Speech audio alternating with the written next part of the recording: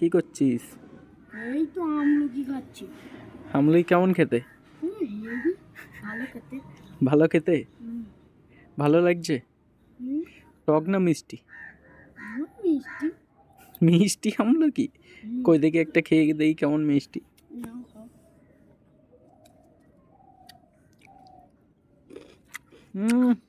এটা টক, তুই খাচ্ছিস কি করে? খাচ্ছি ডায়েট করে। হাসি হচ্ছে।